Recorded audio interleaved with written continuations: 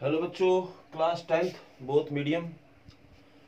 तो आगे बेटा बस स्टार्ट करते हैं। चैप्टर नंबर 6 चल रहा था और पिछले लेक्चर में हमने इसके 9 तक क्वेश्चन कर लिए थे। उम्मीद करूंगा कि आपने भी इनको कर लिए होंगे बेटा। अब आप आगे क्वेश्चन नंबर 10 से बढ़ते हैं। उससे पहले क्वेश्चन नंबर 8 में जो सेकंड पार्ट है बेटा, वो किसी बच्चे की प्रॉब्लम है। पहले आप उसको देखते हैं, फिर इसके बाद आप आगे बढ़ेंगे। तो फिगर बेटा हमारा वही रह जाएगा। एक्सरसाइज 6.5 चल ही रही है, सेकंड पार्ट आप कर रहे हैं। ओके बेटा, तो फिगर क्या है और कैसे करना है।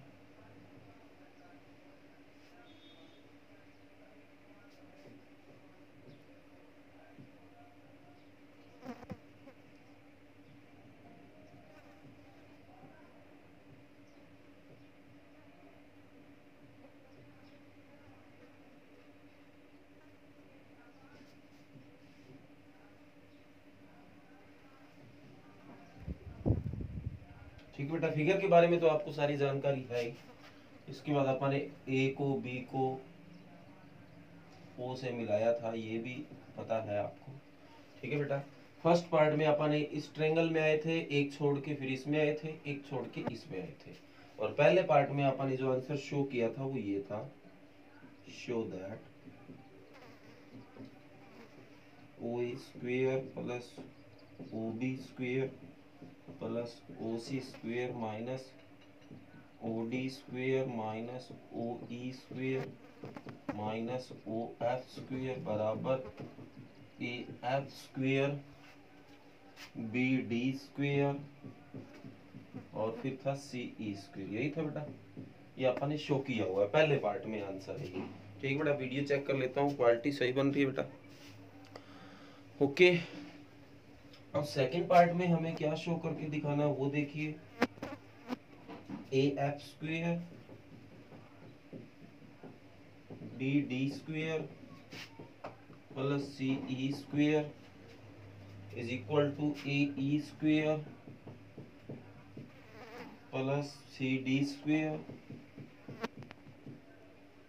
Plus B F square.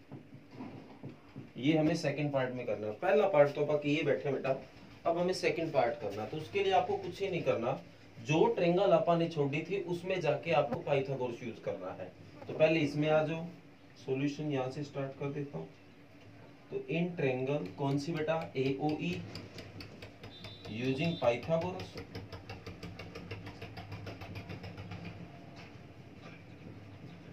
ठीक बेटा, पाइथागोरस यूज करेंगे तो यहाँ अगर 90 का एंगल बन रहा है तो यहाँ भी 90 का बन रहा है बेटा। और 90 एंगल के ठीक सामने वाला जो कर्ण होता है हाइपोटेनियस होता है। तो 90 के ठीक सामने ये बेटा, तो ये हाइपोटेनियस हो गया ओ ए स्क्वायर। बेस और हाइट किसी को मान लो, ओ E square plus A E square, क्योंकि होना तो प्लस ही है। ये इक्वेशन नंबर 1 आ गया बेटा। वैसे तो अगर पहला पार्ट कर रहे हो तो इक्वेशन नंबर 1 नहीं बनेगा, कोई और ही नंबर बनेगा, क्योंकि उसमें भी कम से कम 3-4 इक्वेशन बढ़नी पड़ी है। ओके बेटा, अब आप इसमें आगे, अब आप इसमें आ जाओ फिर, क्योंकि ये तो पहले यूज ही कर चुके हैं। तो in triangle B O F using Pythagoras.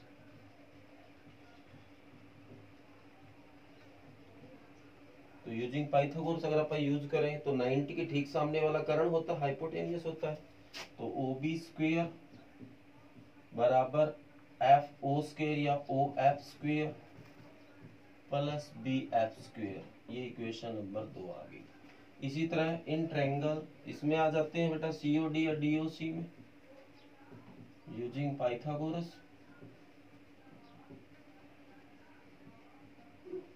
तो पाइथागोरस अगर इसमें यूज करें तो ओ सी स्क्वेयर हाइपोटेनियस हो गया, O D square plus D C square.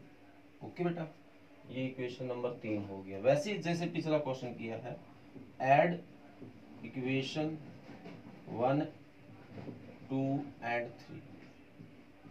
Okay बेटा, तीनों को जोड़ देते हैं तो क्या आएगा, O A square plus O B square plus O C square बराबर, इनको जोड़ा तो O E square plus A E square. इसके बाद ये आ गया बेटा O F square plus B F square plus O D square plus D C square, ये सी डी स्क्वेयर। सारे ओ वालों को इधर भेज दो, तो O A square O B square plus O C square तो पढ़ा ही है, प्लस का ओ डी इधर आके माइनस का ओ डी स्क्वेयर प्लस का ओ इधर आके माइनस का और माइनस का ही ओ एफ हो गया। मतलब इसको इसको और इसको इधर ले आए तो क्या बचा बेटा, A E square B F square D C S C D square, मर्जी है आपकी। ओके बेटा, अब पिछले क्वेश्चन की तरह अपन एज इट इज इसको किए बेटा, पर वही बात हमें प्रूव तो ये करके दिखाना, वो तो करके नहीं दिखाना। तो पिछले क्वेश्चन का जो बेटा आंसर आया था उसको भी तो कोई इक्वेशन नाम दिया आपने। फॉर एग्जांपल मेरे को लगता है वो चौथी इक्वेशन थी, तो ये आपकी पांचवी इक्वेशन बन गई है, ये सिक्स्थ इक्वेशन है, ये 7 है। ओके बेटा 6 7, ठीक बेटा 5 6 7, और ये फिर नंबर 8 हो गई, और ये फोर्थ वो जो आप आंसर की बात कर रहे थे। अब इक्वेशन नंबर 4 को और 8 को कंपेयर करो बेटा, कंपेयर इक्वेशन 4 एंड 8। 4 और 8 को कंपेयर किया बेटा, तुलना किया, तो तुलना करूंगा तो बेटा जो एक जैसा वो छोड़ दूंगा, आप मैच करो इसको और इसको, ये चीज तो मैच हो रही है, तो ये एक जैसा छोड़ दो तो क्या बचा यहाँ पे, तो यहाँ तो बचा A F square B D square plus C E square, और यहाँ बचेगा A E square plus B F square plus D C square. Okay बेटा, तो क्या आप यही प्रूव करके दिखाना चाहते थे? देख लो बेटा, मिला लो, पार्ट नंबर 2 आपका मैच हो गया है जो आप आंसर प्रूव करना चाहते थे।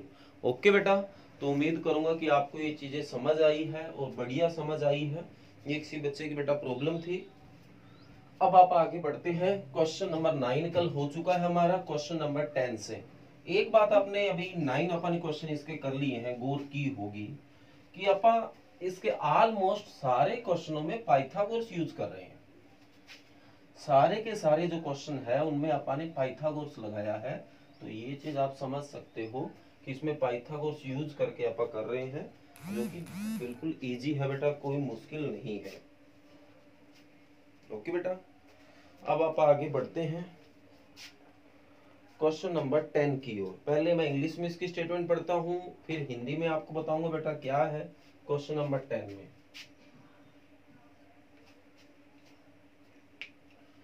कहता है a guy wire attach to a vertical pole of height 18 metre is 24 metre long. एक लड़का है बेटा, उसने वायर अटैच किया है किसी वर्टिकल पोल, एक बिल्कुल सीधे पोल के, जिस पोल की हाइट 18 मीटर है और जो वायर है उसकी जो लेंथ है वो 24 मीटर है, 24 मीटर लॉन्ग वायर है।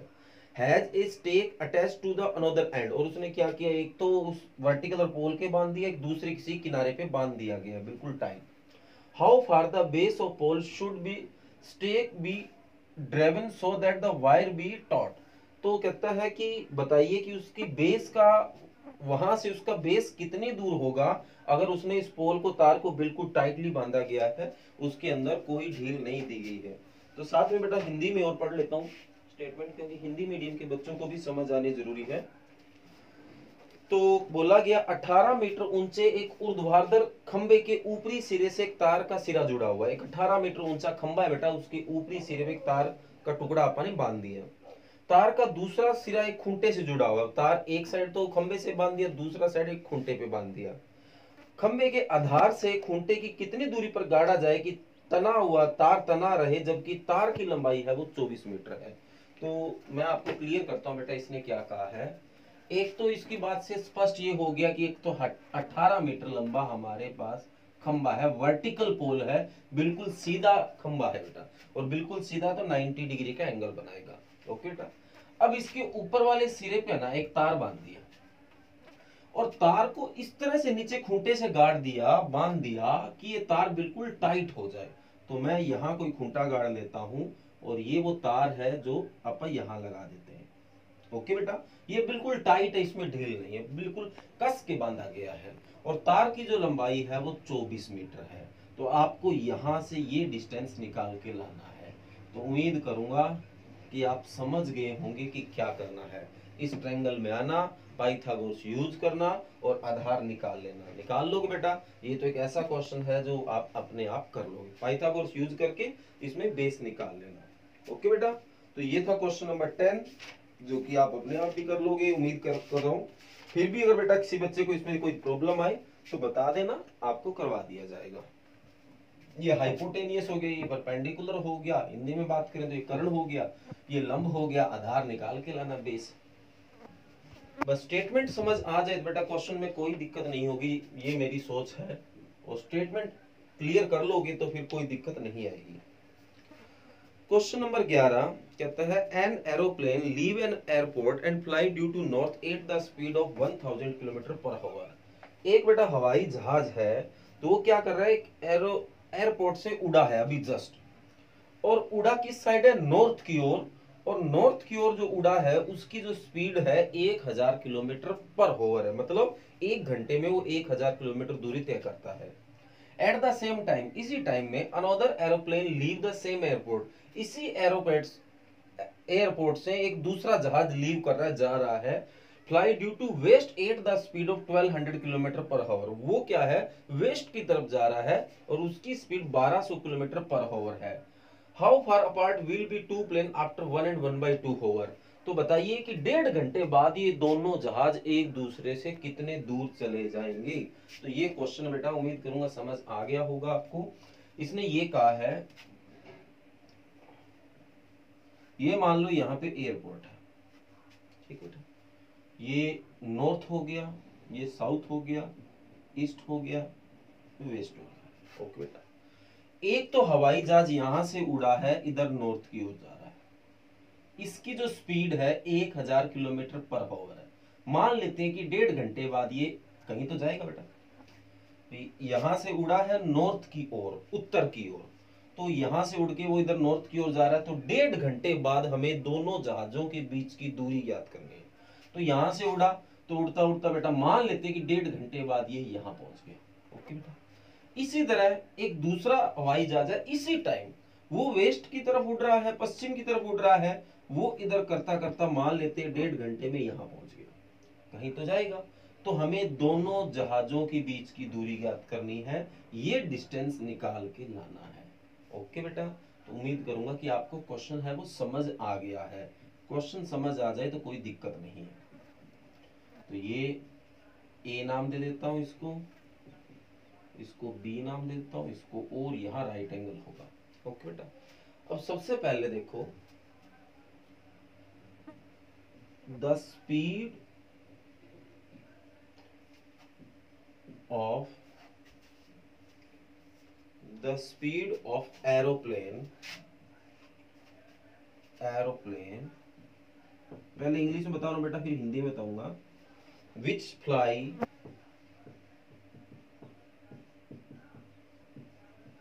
Due to north.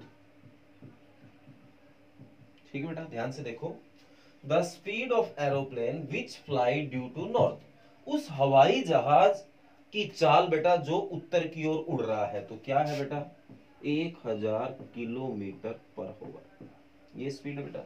हिंदी में बताता हूं बेटा, क्या लिखोगे, उत्तर की तरफ उड़ रहे हवाई जहाज की चाल, उत्तर की ओर उड़ रहे हवाई जहाज की चाल बराबर ये हो गया। ओके बेटा, अब क्वेश्चन है कि 1.5 घंटे बाद कितनी दूर चला जाएगा, तो द डिस्टेंस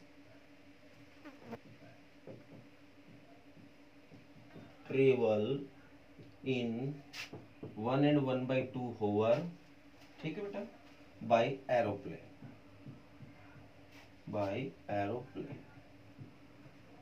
ओके बेटा। तो 1.5 घंटे में ये कितनी दूर चला जाएगा, तो सिंपल है बेटा, 1.5 घंटा 3/2 होता है, ये इससे कट हो गया 500 पे, तो ये 500 दिया 1500 किलोमीटर, मतलब ये 1.5 घंटे बाद 1500 किलोमीटर पहुंच जाएगा बेटा। ओके, हिंदी में क्या लिखोगे, 1.5 घंटे हवाई जहाज द्वारा 1.5 घंटे में तय की गई दूरी, हवाई जहाज द्वारा 1.5 घंटे में तय की गई दूरी, ये आप इसमें लिखोगे। अब बात आई दूसरा हवाई जहाज, the speed of aeroplane which fly due to west, उसकी स्पीड है 1200 किलोमीटर पर आवर। ठीक है बेटा, इसी तरह इसका डिस्टेंस निकाल लो। The distance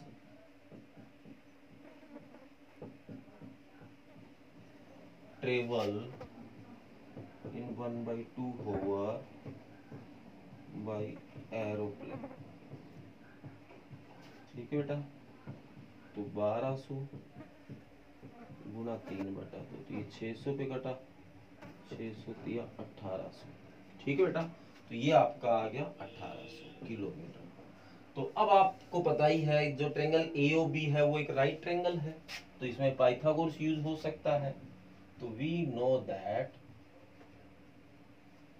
triangle AOB is right triangle.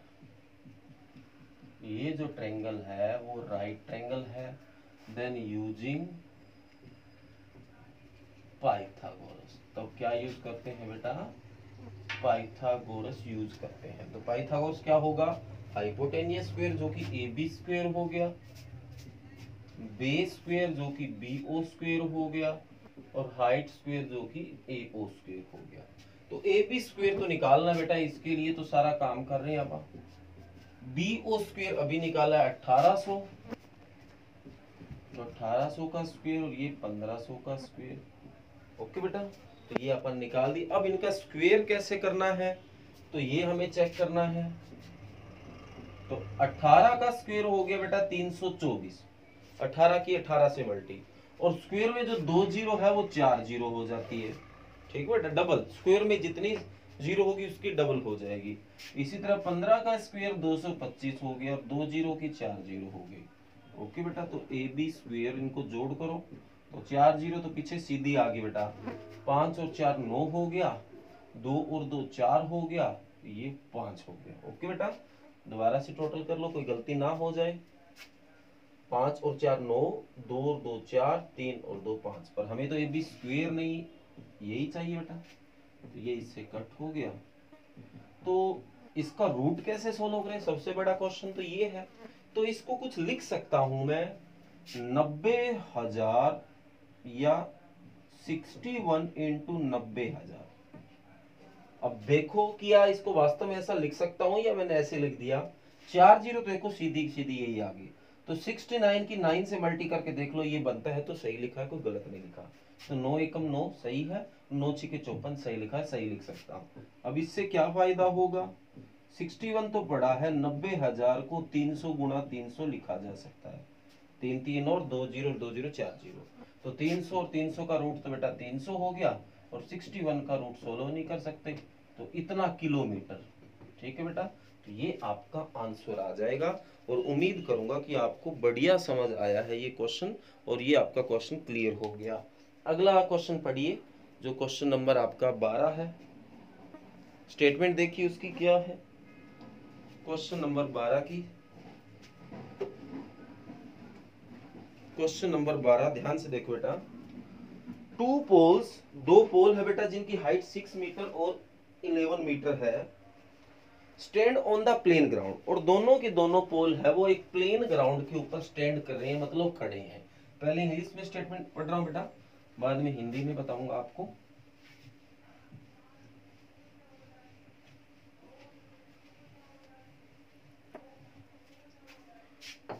बोला गया 2 poles of height 6 metre and 11 metre stand on a plane ground.